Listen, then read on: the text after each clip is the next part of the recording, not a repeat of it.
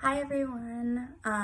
My topic today is ovarian cancer for my mother who just got diagnosed with ovarian cancer back in February.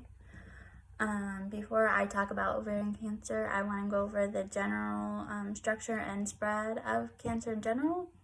The National Ovarian Cancer Coalition talks about how cancer is when cancerous and abnormal cells grow and spread at a rapid and abnormal rate.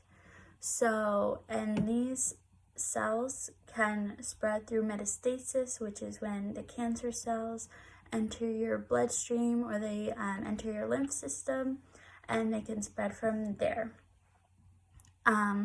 So the American Cancer Society talks about how when you have ovarian cancer, it's mostly inherited in your genes and can be passed down. So it is a mutation in the BRCA1 and BRCA2 gene. There are a list of genes that it can be spread through. That's just the main two that they talked about. They also talked about how for like early screening, you should really look in your fallopian tubes because ovarian cancer can actually start in the cells at the tail end of your fallopian tubes and spread from that.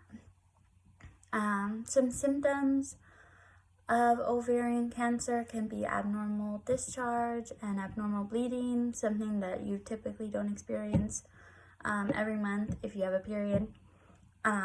Pain or pressure in your abdomen and your pelvic area, and even in your back area, you can have some pain. You can have bloating, feeling full too quickly and difficulty eating, and you can also have a change in your bathroom habits, which is like more frequent urination, maybe pain when urinating. And you can also be constipated, and these symptoms are all listed out on the CDC website. Those are just a few of them. I know that there can be a multitude of symptoms, so that's why screening and early screening is very important, and testing for those genes. And all these symptoms can occur because your urinary system and your reproductive system are so close together. And depending on the size of your tumor and where it is at, it can cause a whole bunch of problems to a bunch of different areas, not necessarily in your reproductive system. It could be all types of symptoms. So there are mainly two treatments. They're mostly used together.